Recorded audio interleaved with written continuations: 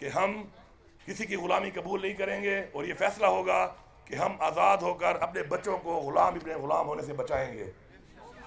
मैं यहाँ पे दो बातें करना चाहता हूँ कि जिन लोगों ने ये सोचकर हमारे ऊपर मुसल्लत किया है, उन चोरों को, उन डाकुओं को, उन गद्दारों को, उन एजेंटों को, कि जिनके ऊपर इन्हीं इदारों ने ये बारहा सबूत दिए और बारहा बताया गया कि इन्होंने मुल्क का पैसे की मनी लॉन्ड्रिंग की है, इन्होंने हज़ारों अरब रुपया मुल्क का चोरी किया है, इन्होंने इंडियन एजेंट्स को वीज़े लगवा के पाकिस्तान में लाए हैं और इन्होंने जो एजेंट पकड़े गए उनको फैसिलिटेट किया है, उनको छुड़वाने के लिए इक़दाम किए हैं। ये सारे वही लोग हैं जिन्होंने पाकिस्तान को तोड़ा है, पाकिस्तान को तोड़ने में अपनी कुर्सी के लिए, इक़्तिदार के लिए पाकिस्तान के दो टुकड़े किए हैं। उन्हीं इदारों ने जो हमारे सर पे इनको बिठाया है, तो इससे साबित हो गया है कि वफादार कौन है, इस मुल्क के साथ वफादार कौन है। इस मुल्क के साथ पूरी कौम जान चुकी है कि वफादार एक ही इंसान है, एक ही शख्स है, वो इमरान खान है। अगर इमरान खान ने आवाज़ उठाई कश्मीर के मुसलमानों के लिए और इंडिया से ताल्लुकात ख़त्म किए,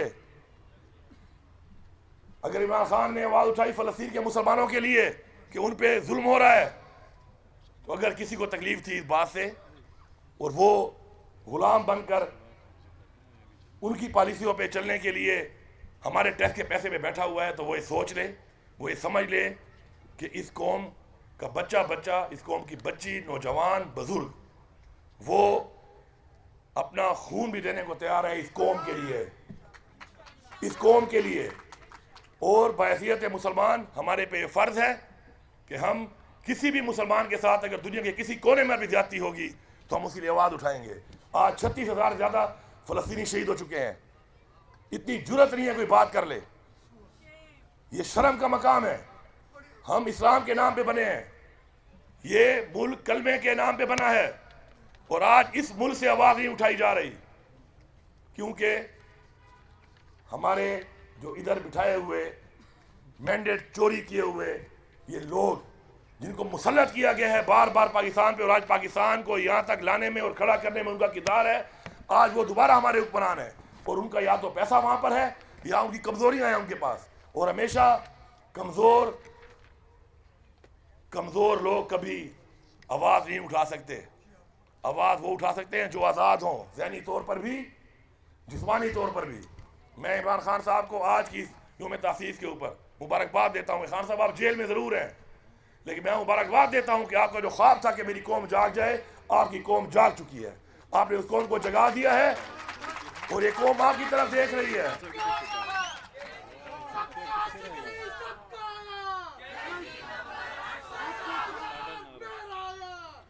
और आज ये कौम इमरान खान साहब आपकी तरफ देख रही है। हम सलाम करते हैं आपकी जुर्रत को, आपकी हिम्मत को और आपकी मुहिब्बुल वतनी को कि आज भी आप पाकिस्तान को नुकसान नहीं देना चाहते, आज भी आप कॉल नहीं कर रहे। इतना बदतरीन पाकिस्तान की तारीख की धांधली, बल्कि धांधली क्या कहूँगा, मैं तो कहूँगा कि ये तो बिल्कुल आंखों में मिर्चें डाली हैं इन्होंने।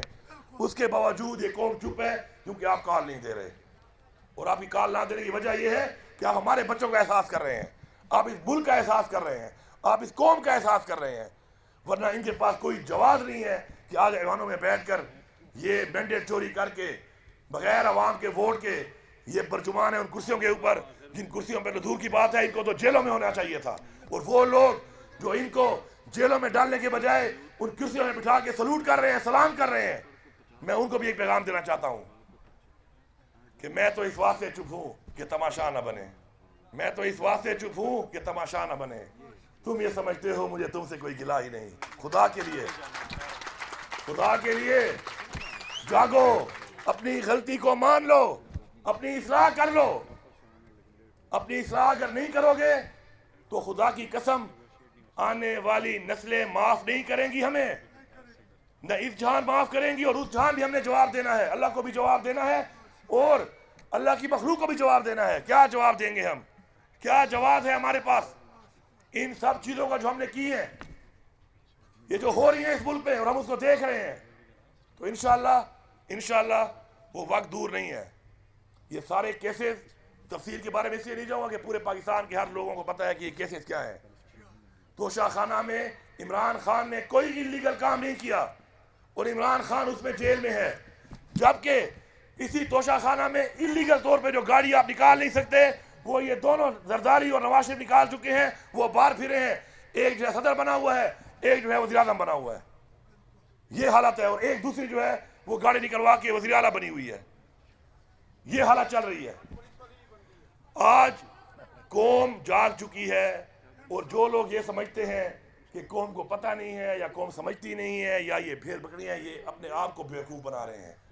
ये अपने आप को बेवकूफ़ बना रहे हैं। मैं आपकी सब लोगों की जो इस सिस्टम के अंदर इस चीज़ के फैसिलिटेटर हैं उनकी फैमिलीज को रिक्वेस्ट करता हूँ, उनके बच्चों को, रिश्तेदारों को, उनकी बीवियों को, माओं को, बहनों को कि आप मेरे साथ बैठे उनसे पूछें, दलाइल पर पूछें कि आपके पास कोई एक जवाब है, ये क्या हुआ, किस तरह हुआ, किसने किया, कैसे किया और क्यों किया। कोई जवाब नहीं है इसके ऊपर, कोई जवाब नहीं है इस चीज का किसी के पास।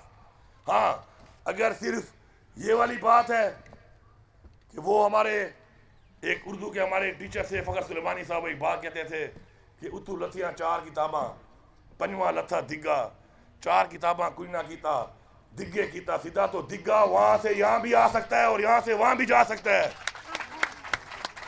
ये दिग्गे के फार्मूले नहीं चलने वाले, क्योंकि ये दिग्गा आज यहाँ है कल वहाँ हो सकता है और कल वहाँ है तो आज यहाँ हो सकता है। इसलिए हमने असूलों पे चलना है, हमने इस मुल्क के आइन के मुताबिक चलना है, इस मुल्क के कानून के मुताबिक चलना है। इस मुल्क के हमारे आइन की पासदारी हमारे ऊपर फर्ज है, हमने वो करनी है। इस मुल्क में कानून की बालादस्ती, कानून का अमल दरामद हमारे पे फर्ज है, हमने वो करना है।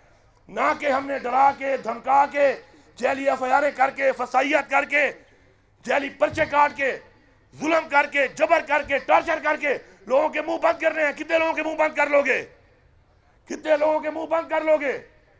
लेकिन याद रखें कि जुल्म एक वो चीज है कि जब जुल्म के खिलाफ आवाज उठती है और जब जुल्म का खात्मा होता है तो फिरौन की मिसाल भी सामने पड़ी है।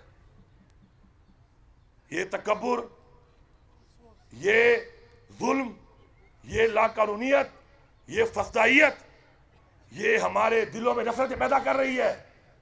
हम नहीं चाहते कि हमारे बच्चों में, हमारी कौम नस्लों में कुछ लोगों की वजह से नफरत पैदा हो उन इदारों के खिलाफ जो हमारे इदारे हैं, हमें अजीज हैं।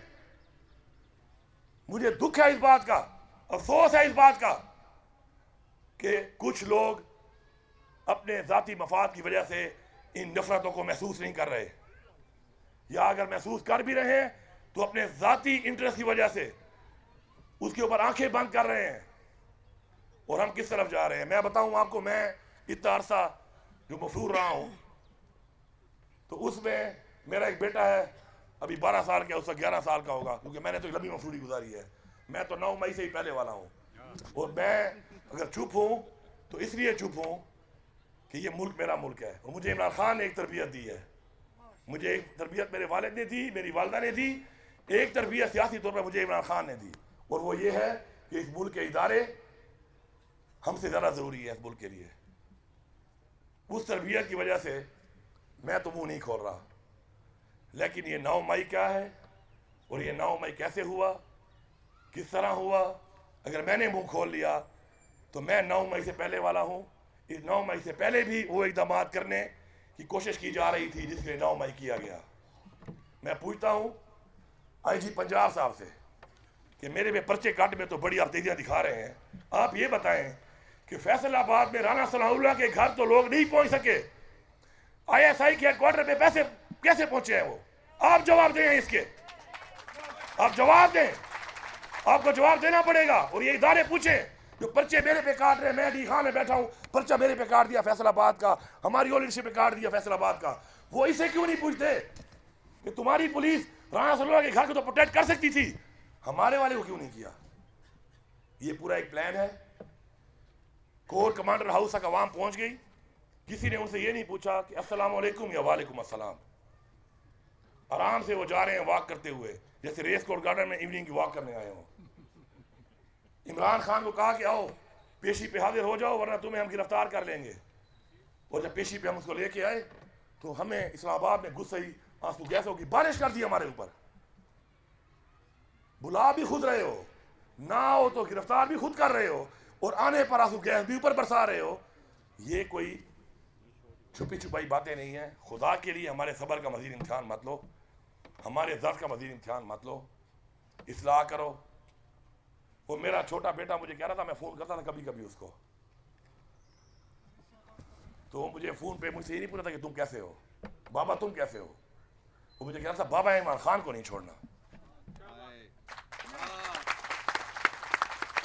कभी कभी बात होती थी, मैं घर जा रहा, हालांकि मोबाइल एक्सेस हमारे पास थी, उमर भाई बैठे, हमारी रोज़ाना 3-3 घंटे बातें होती थी, जूम मीटिंग भी होती थी, लेकिन मैं घर फ़ोन काम इसलिए करता था क्योंकि मैं नहीं चाहता था कि मेरे बच्चे या वो कुछ फील करें और वो मेरा या मैं कमज़ोर हो जाऊं या वो कमज़ोर हो जाए। लेकिन मैं जब भी कॉल करता था वो मुझे कह रहा था कि बाबा इमरान खान को नहीं छोड़ो। मेरा नहीं पूछता था कि कैसे हो, कहाँ हो, बाबा कब आओगे, वो कह रहा था इमरान खान को नहीं छोड़ना। मेरी बीवी, मुझे कलमा नसीब ना हो कि मेरी बीवी मुझसे लड़ती थी कि इमरान खान के साथ जो हो रहा है उसके लिए क्या कर रहे हो तुम लोग, और मैं खुद मफरूर हूँ, छुपा हुआ हूँ, और वो मुझसे सवाल करती थी कि क्या कर रहे हो तुम। अभी भी मैं जब उसे मिलता हूँ मुझे कहती है कि इमरान खान के लिए क्या कर रहे हो, क्या करोगे। तो मैं उसे कहता हूँ कि इमरान खान जब कहेगा जो करने को, इंशाल्लाह सबसे पहले मैं करूँगा, सबसे पहले मैं करूँगा। जब इमरान खान हुक्म करेगा कि ये करना है तो पहला आदमी इंशाल्लाह मैं आऊँगा जो वो करूँगा। लेकिन जब इमरान खान जैसे कहेगा, मेरी ये गुजारिश है कि मज़ीद तो कौमों की, माओं की, बहनों की, बच्चियों की, बुजुर्गों की बद्दुआएं आपको ले डूबेंगी, मत और बद्दुआएं, क्योंकि इस बद्दुआ से नुकसान हमारा है। हमारा कोई भी इदारा कमज़ोर होगा तो हमारा मुल्क कमज़ोर होगा, हमारा मुल्क कमज़ोर होगा तो हम कमज़ोर होंगे, हमारी नस्लें कमज़ोर होंगी। हम नहीं चाहते कि बद्दुआएं लग जाएं। बद्दुआ देते भी हैं और फिर ये भी कहते हैं कि बद्दुआ हमारे मुल्क को लगेगी तो ना लगे। लेकिन आपको समझ नहीं आ रही, क्या चाहिए आपको? कोई पैसा चाहिए?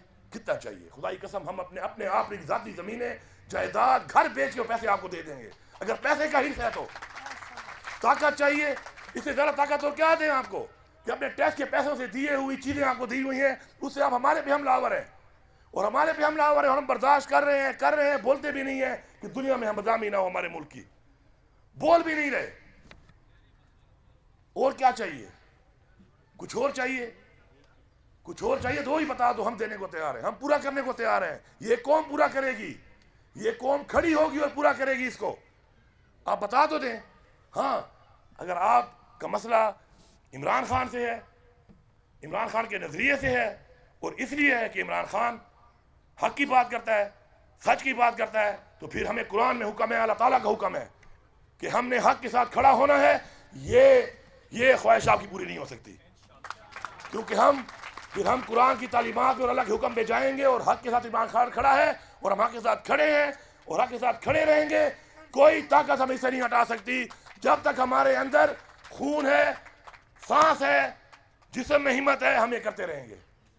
लेकिन आप जो कर रहे हैं, आपको खुद भी पता है कि आप जो कर रहे हैं गलत है।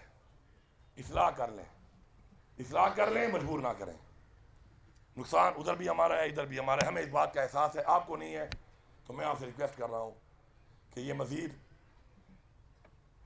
जो आपकी पॉलिसियाँ आगे बढ़ती जा रही हैं, और 8 फरवरी के बाद फिर आपने जो ये 21 अप्रैल को दोबारा ये हरकत की है और इस तरीके से की है, इसका मतलब ये है कि पूरी कौमें देख रही है कि आप सिर्फ एक एजेंडे पे हैं, और वो है माइनस इमरान खान। तो सुन लो सारे के सारे, ये PDM भी सुन ले, ये पाकिस्तान के वो इदारे भी सुन लें, ये पाकिस्तान के वो लोग इमरान खान को क्रश करना चाहते हैं वो भी सुन लें कि माइनस इमरान खान तुम्हारा बाप भी नहीं कर सकता, क्योंकि इमरान खान इस कौम के दिलों में रहता है, तुम्हारा बाप भी ये नहीं कर सकता। तो तुम ये आजमा लो, तुम ये कर लो, और तुमने किया है, तुमने हर तरह की फसाइयत की है, हर तरह का जुल्म किया है, हर तरह की हरकत की है, लेकिन लोगों ने फिर भी तुम्हारे 8 फरवरी को तुम्हें जो जवाब दिया है, तुम्हें समझाने के लिए दिया है, तुम्हारी इस्लाह के लिए दिया है, फिर तुम्हें समझ नहीं आई, फिर लोगों ने तुम्हें फिर जवाब दिया है 21 तारीख को, अब समझ नहीं आई तो अब ऐसा जवाब मिलेगा कि खुदा की कसम दास्तान भी ना रहेगी तुम्हारी दास्तानों में। और सबका बहुत शुक्रिया। इंशाअल्लाह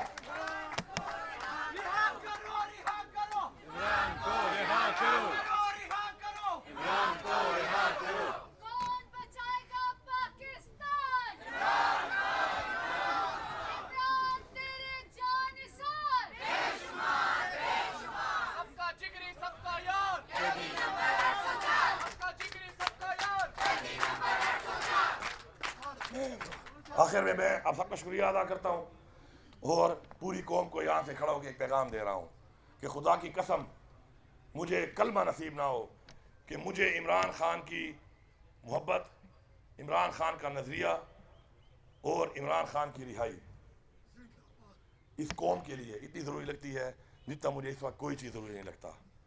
और ये भी सब सुन लें कि इंशाअल्लाह ये आने वाला वक्त, ये आने वाले कुछ दिन, इसमें अगर कोई ऐसी तब्दीलियां ना आई जो कि आनी चाहिए और जो कि हक पे हैं और वो हक ना मिला, तो फिर एक सूबा है वो है खैबर पख्तूनख्वा और उसका मुझे बनाया इमरान खान ने वज़ीर आला। तो मैं आपको यकीन दिला रहा हूँ कि फिर वो सूबा जब निकलेगा तो वो सूबा फिर जब वापस जाएगा तो इमरान खान को भी लेके जाएगा और ये हुकूमत भी गिरा के जाएगा। ऐसे नहीं जाएगा, फिर वो वापस खाली हाथ नहीं जाएगा, वो इमरान खान को लेके जाएगा, इन चोरों की हुकूमत भी गिरा के जाएगा। और एक दफ़ा पहले मुझे सजा दी आप लोगों ने कि मैंने एक ट्वीट की थी कि हम इस्लामाबाद पे कब्जा कर लेंगे। अब मैं कह रहा हूँ हक ना मिला तो हम इस्लामाबाद में इस हुकूमत से इस्लामाबाद पे कब्जा करेंगे। आपका बहुत शुक्रिया।